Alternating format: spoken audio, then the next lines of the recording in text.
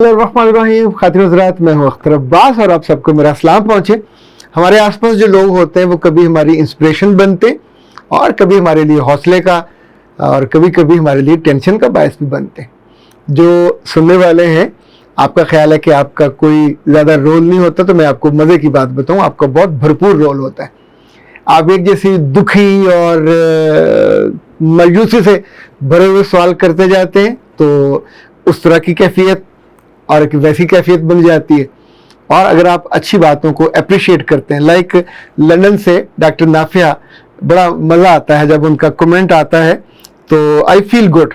Like अभी हाल ही में बहुत ज़बरदस्त प्रोग्राम किया है। आज आपने ये जो लॉजिकल थिंकिंग का जो स्टाइल आपने इंट्रोड्यूस कराने की कोशिश की है, इसमें लॉजिकल थिंकिंग में इस तरह करते हैं कि कोई भी प्रॉब्लम है अगर, तो उसको पहले अपने लिहाज से सोचते हैं कि मेन प्रॉब्लम क्या है, फिर दूसरे के बूट्स में जाके सोचते हैं, और तीसरा फिर एक इम्पार्शियल इंसान जो है। अच्छा, इसी तौर पे इस्लामाबाद से तैयब है, उनकी भी बहुत अच्छा फीडबैक आता है। तो मैंने सोचा कि आज थोड़ा हम आउट ऑफ द बॉक्स कुछ चीज़ों को देखने की कोशिश करें। लाइक पाकिस्तान में इस वक्त हज़ारों नहीं है, लाखों बच्चे और बच्चियां पढ़े जा रहे हैं और उनका जो CGPA है वो भी 4 से प्लस चल रहा होता है। लेकिन जब आप उनके साथ बैठते हैं, बात करते हैं, तो सच्ची बात है आपका दिल दहल जाता है, जिसे उर्दू में कहते हैं ना, नैला और दहला। एक एक लफ्ज़ को उन्होंने रटा मार के, यानी सवाल अगर फर्ज करें एक फार्मूला समझना है तो वो फार्मूला नहीं समझेंगे, वो पूरा चैप्टर याद कर लेंगे और उसको उतार लेंगे। सो जो पुराना कॉन्सेप्ट था इल्म का, वो ये था कि इल्म एक जामद चीज़ है और आप इसको सीखें और इसको याद कर लें और नतीजतन वो पूरा इल्म आपके अंदर उतर आएगा। अच्छा, दूसरा ये था कि जो तालिब इल्म है वो बेचारे खाली स्लेट जैसे हैं, ये यानी इल्मी तौर पे ये दलीलें दी जाती हैं और खाली स्लेट पे जो आप लिख देंगे वो हो जाएगा। और तीसरा ये कि इल्म का जो सबसे बड़ा सोर्स है, वाहिद सोर्स, वो उस्ताद है। वक्त ने तीनों चीज़ों को गलत साबित कर दिया और उस गलत होने से ज़माना 21वीं सदी हमसे इतना आगे निकल गया और हम उसके इतने पीछे खड़े हैं कि हम चीज़ों को, आखिरी डिग्री की होती है, हमें हर मुल्क में जाके डिग्री दोहरानी पड़ती है, उसके बेसिक कॉन्सेप्ट पढ़ने पड़ते हैं, क्योंकि वो कहते हैं आपको बेसिक कॉन्सेप्ट ही समझ नहीं आते, आप ना क्रिएटिव सोच सकते। क्रिएटिव होना है क्या, यानी एक चीज़ जहां आप चारों तरफ से बंद हो जाएं तो उसका हल कैसे निकालें। मिसाल के तौर पे मुझे कई साल पहले जब मैं एसपीडी यूनिवर्सिटी में मैनेजमेंट साइंसेज का सरबराह था, तो अचानक एक रोज़ जो हमारे रेक्टर साहब थे, उन्होंने मेरा ट्रांसफ़र कॉमर्स कॉलेज में कॉमर्स जो डिपार्टमेंट था उसमें कर दिया। अब मेरा तो कॉमर्स का कोई अता पता ही नहीं था, ना मैंने BCom किया, ना मैंने MCom किया। लेकिन ज़ाहिर है जो मैनेजमेंट में लोग बैठे होते हैं उनका अपना तसव्वुर होता है कि कौन किस जगह जाके प्रॉब्लम सॉल्विंग करेगा। उस डिपार्टमेंट में सबसे ज़्यादा कब्बे या सबसे ज़्यादा तंग करने वाले लड़के थे, माशाल्लाह थे भी डशकरे, 6-6, 7-7 फुट के, किसी के काबू नहीं आते थे। तो जो सबसे सीनियर क्लास थी उसका सब्जेक्ट था क्रिएटिव एंड लैटरल थिंकिंग, और उस वक्त मिस जुनैरा अजहर PTV में वो काम करती थी, वो पढ़ाती थी। तो अचानक वो छोड़ के चले गई। अब उन्होंने मुझे सब्जेक्ट भी हेड भी बना दिया, साथ सब्जेक्ट भी दे दिया।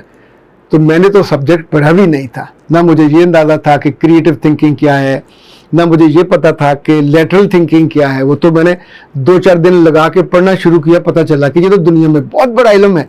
और ख़ास तौर पे एडवर्ड डी बोनो ने इसमें इतनी किताबें लिख मारी हैं। फिर मैंने उनको पढ़ा और फिर एक सिलेबस क्रिएट किया। उससे पहले मैंने देखा कि क्लास में वो डॉन की खबर लेते थे और लेके सामने रखते कि इस पर ज़रा क्रिटिकली, यानी उनको कॉन्सेप्ट भी नहीं था कि क्रिटिकली तज्जिया करना कैसे। वो तो अब वक्त के साथ साथ चीज़ें जैसे जैसे आप समझते हैं और आपका जहन एक तरह से बनता है, तो फिर आपको समझ आता है कि ज़िंदगी में जितने भी मसले सामने आए, सबसे पहले उसका एनालिसिस करना चाहिए, उसके बाद उसकी रीजनिंग करनी चाहिए आपको। रीजनिंग के बाद जो तीसरा है, फिर आप एवेल्युएट करते हैं अपने रिसोर्सेज को, खुद अपने आप को, उस मसले को कि उसको कैसे एड्रेस किया जाए। चौथा ये है कि आप फिर प्रॉब्लम सॉल्विंग की तरफ जाते हैं। प्रॉब्लम सॉल्विंग एक प्रोसेस नहीं है, प्रॉब्लम सॉल्विंग एक माइंड सेट है। यानी जब भी आप डिसीजन मेकिंग करेंगे तो प्रॉब्लम एड्रेस होना चाहिए। प्रॉब्लम मौजूद रहे और डिसीजन पे डिसीजन किए जा रहे हैं, उसका कोई फ़ायदा नहीं। मैं आपको मिसाल के तौर पे बताता हूँ कि जब पिछली गवर्नमेंट थी शहबाज शरीफ की, तो हर बोर्ड से जो 20-25 बच्चे टॉपर होते थे उनको ये 3-3 दिनों के लिए मरी बुलाते थे गवर्नर हाउस में। और वहाँ जो समझे गवर्नमेंट का सबसे बड़ा वो बड़ा ही खूबसूरत रेजिडेंशियल एरिया है, वहाँ उनका हॉस्टल बना हुआ था। तो वो 3-3 दिन उनको रखा जाता, उनकी ट्रेनिंग होती। और उस ट्रेनिंग में हुआ ये कि 1-1.5 माह की मुसलसल ट्रेनिंग थी, मुख्तलिफ जगह से बैजेस आते जाते और मैं उनकी ट्रेनिंग करता जाता। बीच में रमज़ान शुरू हो गया। अब क्रिएटिव थिंकिंग या लेटरल थिंकिंग कहाँ से? तो रमज़ान में आप सोचिए कि बेहतरीन बच्चे, board toppers, government of Punjab उन पे हज़ारों नहीं लाखों रुपया खर्च कर रही है और उनको दुनिया में 12 यूनिवर्सिटी में भिजवा रही है, उनकी पढ़ाई की टेक केयर कर रही है ताकि ये पाकिस्तान का नाम रोशन करें। तो ऐसे में आप बगैर तैयारी के या रमज़ान में शुरू के 3-4 घंटे आप पूरा जोर लगा के तो आपका तो बस हो जाती है कि अब कैसे ये ट्रेनिंग चलेगी। तो मैंने उसका पूरा जायज़ा लिया और जायज़ा लेने के बाद बच्चों के साथ बैठे और उनसे कहा कि हम आमतौर पे इतने घंटे ये करते हैं ट्रेनिंग, तो अगर आप इस पे तैयार हों तो दिन में आप आराम से आराम करें। रमज़ान है, रोज़ा रखा, आराम करना आराम करें, सैर करना सैर करें। तो शाम को इफ्तारी के बाद तरावी पढ़ी जाए और तरावी के बाद हम स्टार्ट करें अपनी ट्रेनिंग और हम इसको लेके चलेंगे सुबह सैरी तक। तो ऑलमोस्ट उतना ही वक्त बन जाता था। अच्छा सच्ची बात बताऊं, इस कदर हमने इंजॉय किया, इस कदर, एक तो मैं खुद फ्रेश होता, दूसरा उनके लिए पूरा दिन बच गया। उनको जो जो असाइनमेंट्स देनी होते थे, काम देने होते थे, टास्क देने होते थे, वो कर लेते थे। अब आप सोचिए कि जो जामद है स्टाइल वो तो यही है कि एक काम दिया हुआ है, इतने बजे से इतने बजे तक करना। दुनिया भर में कॉन्सेप्ट ये मुसलमानों का है कि जोहर के खाने के बाद आपको आराम करना चाहिए। दुनिया भर में जो बच्चे हैं उनको जोहर के बाद, दोपहर में खाने के बाद अपने ही क्लासरूम में सोने का वक्त दिया जाता है, वो सोते हैं। बड़े बड़े अदारों में लोगों पे लाजिम कर दिया है कि वो कैलूला करें जोहर के बाद या दोपहर में खाने के बाद, और आधा घंटा एकदम से पूरा जिस्म। अच्छा ये दैट्स व्हाट क्रिएटिविटी, कि जो ना होने में से आप एक चीज़ को होना निकालते हैं और वो चीज़ हो जाती है। मुझे याद है ये जो क्लास हम इसका जिक्र कर रहा हूँ बहुत डिस्टर्ब करती थी, तो इससे ना सिर्फ बहुत मोहब्बत की, इसको बहुत दिल से पढ़ाया, उनका मसला समझा। वो अपने करियर के बारे में बिल्कुल ज़ीरो लेवल का उनका था कि MBA वाले 7 डिपार्टमेंट हैं, उन सबको जॉब्स मिल जाती हैं, 7 इकोनॉमिक्स वाले हैं उनको मिल जाती हैं, तो इनको तो इनके एटीट्यूड की वजह से कोई नहीं पूछता था। अच्छा उन्हीं दिनों मोटरवे पुलिस से 2 अफसर मेरे पास आने लगे, बड़े खूबसूरत, दोनों बड़े नौजवान थे और उनसे अच्छी दोस्ती हो गई। तो होले होले इस क्लास में उनको मैं कई दफ़ा पर लेके गया, इन बच्चों से उनकी दोस्ती हुई। तो देन हमने आउट ऑफ द बॉक्स हल ये निकाला कि जो जो टॉपर बच्चे हों हम उनको 8वें सेमेस्टर से पहले पहले जॉब पे करवा देंगे। एक उनके ताल्लुकात, वो यूनिवर्सिटी के मुलाजिम नहीं थे, उनसे सिर्फ ज़ाती दोस्ती हुई। यानी हमने प्रॉब्लम का एनालिसिस किया, अपने रिसोर्सेज देखे और नतीजतन वो हो गया जो एक इतने सालों से नहीं हो पा रहा था। घरों में भी हम यही करते हैं कि एक तरह का मसला आता रहता है, मक्खी पे मक्खी मारते रहते हैं, हम उसका एनालिसिस नहीं करते, हम उस पर गौर नहीं करते और सोचते हैं कि जो सोर्सेज होते हैं सोचने के, इल्म के, लाइक दुनिया में अब ये इल्म पुराना आउटडेटेड हो गया कि आपने एक चीज़ पढ़ी, information is not a knowledge. ये एक, अभी आप देख लीजिए कि अगर किसी बंदे के पास कुरान पाक का इल्म हो और फहम हो तो आपका उसके पास बैठने को, उससे मोहब्बत करने को जी चाहेगा। अगर उसको 30 के 30 पारे रटे हुए हैं और उसकी अमली ज़िंदगी में रत्ती बराबर भी मोहब्बत नहीं है, ना अल्लाह से, ना रसूल से, ना कलाम पाक से, तो ज़ाहिर उसकी ज़िंदगी में भी वो मिठास और वो ठहराव और वो जो ताजगी है, वो जो अल्लाह के साथ झुकाव है, वो जो उसको देख के अल्लाह याद करने वाली कैफियत है। तो उसका मतलब हुआ कि जितना मर्जी इल्म हो, 30 کے پارے سارے کا سارا آپ کی زیریں زبریں پیشیں سب آپ کو پتا ہو کہ کتنی ہزار ہیں، لیکن وہ علم آپ کی ذات پہ، وہ علم آپ کی ایون گھر پہ، وہ آپ کی سوسائٹی پہ اور وہ آپ کے آس پاس اثر نہیں ڈالتا۔